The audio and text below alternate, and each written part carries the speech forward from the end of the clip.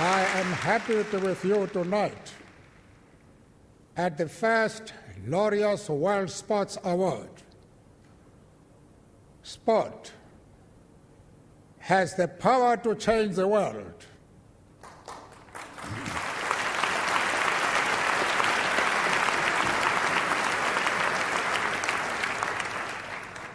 It has the power to inspire. It has the power to unite people in a way that little else does. It speaks to youth in a language they understand. Sport can create hope where once there was only despair. It is more powerful than governments in breaking down racial barriers.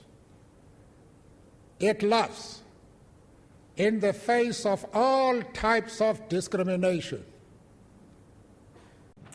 So Nelson Mandela happened to say a whole lot in just 5 sentences. So I want to take just a few minutes to talk through his message and the ripple effect it's had on youth all across the world.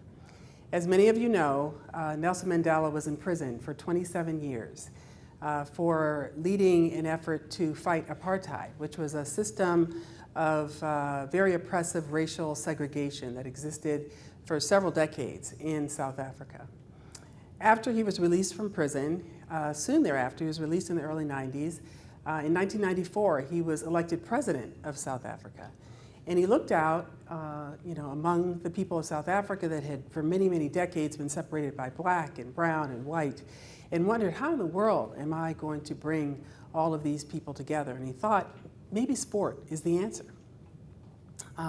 When he was in prison, they wouldn't let him, read most of the newspapers or see television or anything, but they would let him read the sports pages. So he was very much a fan of sport. He used to keep track of all the top athletes in the country, and one of them was Francois Pienaar. He was the captain of the national rugby team called the Springboks. And ironically, just a year after Nelson Mandela was elected president, they were going to be hosting the Rugby World Cup in South Africa. And he thought, you know what, I'm going to enlist Francois's help in kind of bringing the country to rally behind our national rugby team, the Springboks.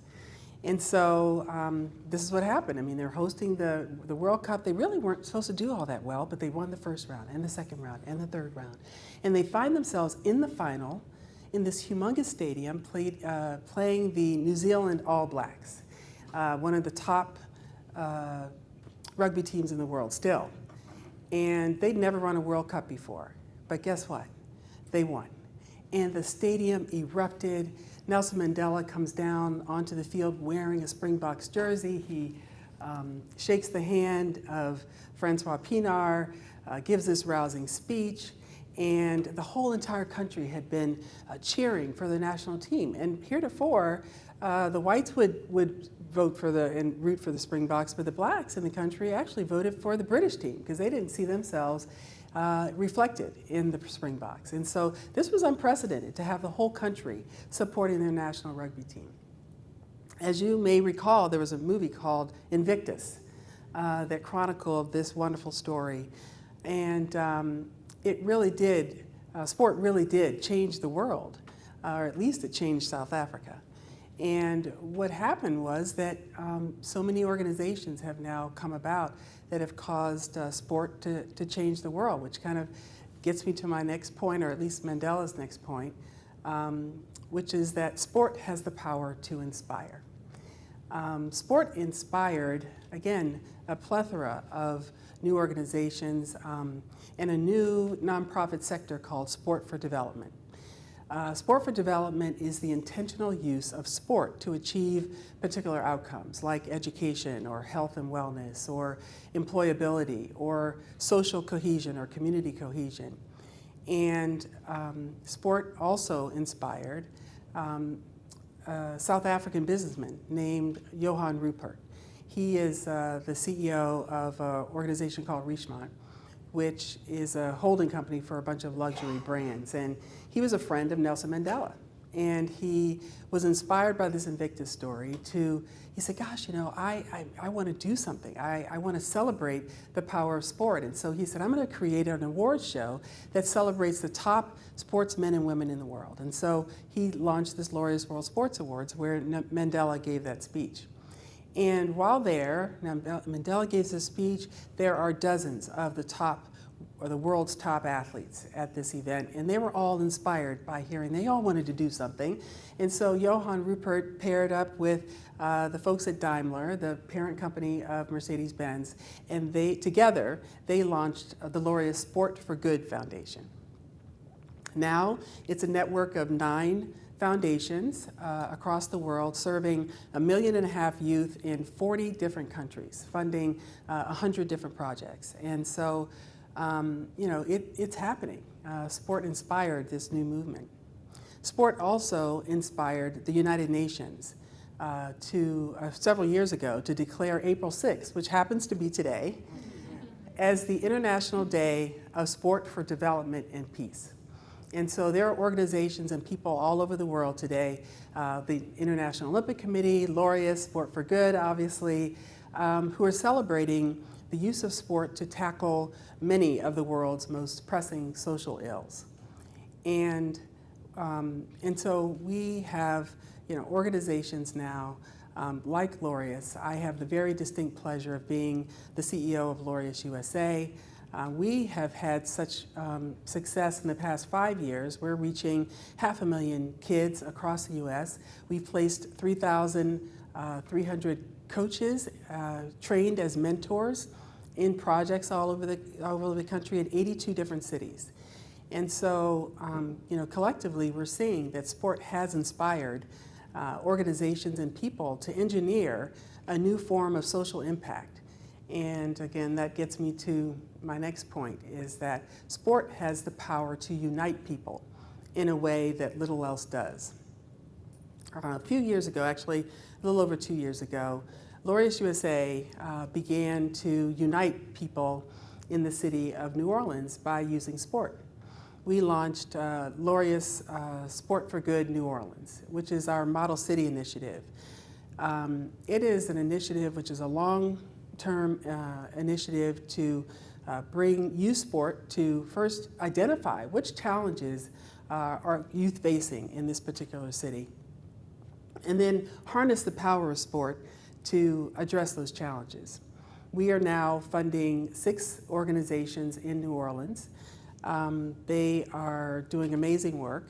And we've also built a coalition, a cross-sector coalition of organizations around them. So they are government, corporate, education, nonprofits, and they're all, the Parks and Rec in the city. And they've come together with these 6 organizations leading them to have some shared goals, some shared metrics, and Laureus provides a backbone for this collective impact strategy in New Orleans. And as a result of the infusion of funding, and their being able to increase staff, the professional development that we've provided to them, those 6 organizations who were 2 years ago serving 10,000 kids are now serving over 50,000 kids.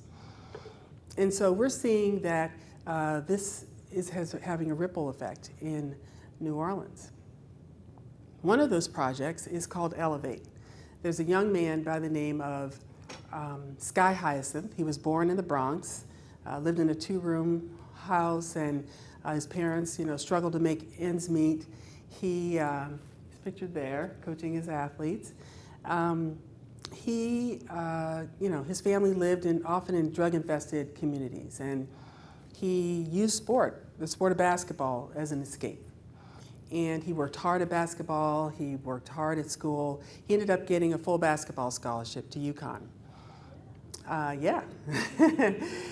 And he graduated, and he went on to have a career in marketing. He worked for ESPN for a while, for Omnicom for a while, marketing, communications, and he was friends with one of his former UConn classmates, and they went down to New Orleans for some event. And so while he was there, wherever he goes, he would go seek out a basketball court to blow off some steam, and he went to this basketball court, a bunch of kids running around, and they were excited to have somebody there to kind of tutor them and coach them and teach them some tips. And he went back day after day, day after day.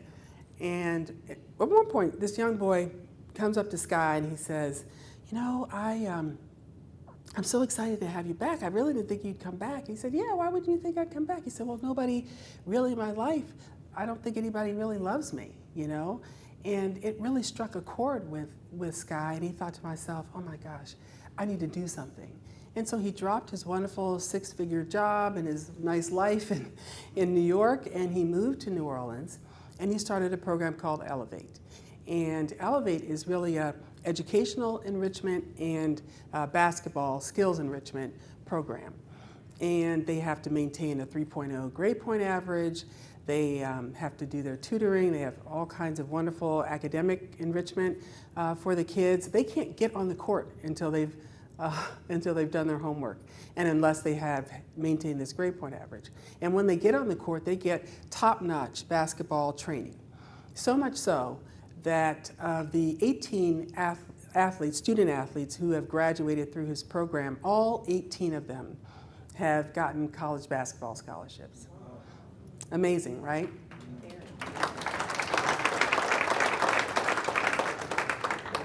So sport is definitely uniting the city of New Orleans and really helping to elevate the youth in that program in the process.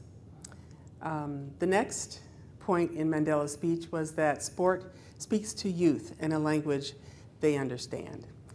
You know, sport's fun, and it's a hook to get the kids into a program. If you told them, oh, let's go to a youth development program, or let's go seek some counseling, or I have some tutoring for you, or something like that, you know, the kids are probably, nah, that's all right, you know. But if you say, let's go play some basketball, some soccer, I mean, it's a hook, it gets them in, and then they learn all the life skills along the way that you have to teach them. And champion athletes also speak in a language that kids understand. Excellence, hard work, perseverance, the thrill of victory, the agony of defeat, the joy of reaching your personal best. And we have the very good fortune at Laureus of having a network of 200 plus of the most iconic athletes in the world supporting our cause. People like skateboarder Tony Hawk, or NFL Hall of Famer Marcus Allen, NBA star Chris Paul, swimmer, I can't think of her name all of a sudden, Missy Franklin, gymnastics legend Nadia Comaneci. She's on my board, like so cool. These athletes have devoted their time, they go visit projects, they lend their name and their platform to help promote our mission, and they can relate to how the language of sport has transformed their lives. And I too, as an Olympic gold medalist, can relate to that as well. I call my gold medal the gift that keeps on giving. I feel like certainly a great awesome opportunity to stand on the victory stand in LA, but the lessons that I learned around the self-confidence I got, the lessons about how to be a leader, how to be part of a team, how to set goals, how to power through obstacles or hurdles that got in my way. I was born, I might as well just say it, 1961. It was before the Civil Rights Act was passed, or the Voting Rights Act was passed. I mean, I became of age in the 60s and 70s with the backdrop of the Civil Rights Movement, the women's movement. Title IX was passed while I was in middle school. My mom helped to desegregate the public school system right here in Prince William County in Northern Virginia. I was the first black student to go to my elementary school in the first grade, so I integrated my elementary school. I did a lot of trial and error. My parents are both educators, and they really instilled in my sister and me that yes, we got to get good grades, we got to, be strong students, but they also introduced a lot of extracurricular activities because they wanted us to be well-rounded. So I tried softball, majorettes, I tried gymnastics, believe it or not, violin. I wasn't good at any of that stuff, really, but I enjoyed the process of learning, the friendships I made. I even got to be most improved in my majorette troupe. I got a trophy for that. And, but at the same time, as an 11-year-old girl, I found myself, a victim in some cases of some bullying, both in my classroom and in my neighborhood. The black neighborhood I grew up in until I was 8, the all-white neighborhood I lived in after that. I had low self-esteem, low self-confidence. I hadn't really found my place, the thing that brought me joy, that I was excited about. Until my gymnastics coach in middle school, Gwen Washington, said, "Hey, Benita, I see that you beat all the girls and even the boys in PE class. You need to come out for the track team." It's kind of one of those things where you have a toddler and they're getting in something they shouldn't be, and you just kind of redirect them. And she kind of redirected me away from the sport that I wasn't so good at, but I loved. I thought I was going to be, Olga Corbett or Nadia Comaneci at 5'10", and yeah, not really. And she redirected me over to track and field, and I got on that track, and I won every event I tried the first time out. I found my joy. That was the language that I understood, right? And I ended up, that was 7th grade, I ended up first chair flute in the band. I was student of the year. When I finished 8th grade, I went on to high school, become a state champion, first chair flute and piccolo, played solos and the band and orchestra, made my first national team at 16. I became from this kind of, tall, lanky, skinny girl. I used that tall, lanky skinniness to be a great champion, and it transformed my life in the process. And so, yes, sport does have the power to speak to youth in a language that they understand. Another is that, I'm trying to think of the next part.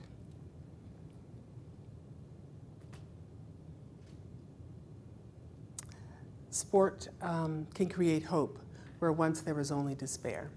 So every child is born with limitless possibilities and potential, but all too often people are born into circumstances that are really ugly. And the good news is that athletes and kids who participate in these sports-based youth development programs really find themselves in programs that take away that despair and give them hope. Fight for Peace is a wonderful program that uses boxing to help kids get out of the horrible slums in Jamaica and Brazil. There's another one called Magic Bus. They're in India. They bring hope to kids in this vicious cycle of poverty in India. They use physical education-based learning to do that. There's another organization called Peace Players International. They use basketball in conflict zones to bring kids together and help them understand how to communicate and get along with people of a different ethnicity, warring ethnic groups in some cases. I had the great pleasure a few months ago, of meeting 2 young women. That one is an Arab girl from Palestine, and another is a Jewish girl from Israel. The 2 of them participated in Peace Players International. The 2 of them probably should never have met, but they met through Peace Players. They played on the same basketball team together. They learned how to communicate, and she's not a monster, nor is she a monster, right? I mean, they're just a girl just like me, and they became best friends. And this is the power of sport to bring people together who otherwise wouldn't, and probably would generally hate each other, right? And now the 2 girls work for Peace Players International.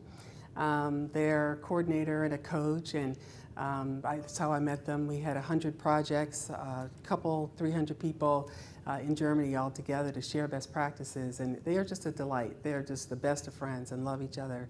And now they're bringing hope to the kids in Israel and Palestine who have faced the same kind of challenges they have. So sport is something we all enjoy as athletes, as coaches, fans, and maybe administrators or spectators.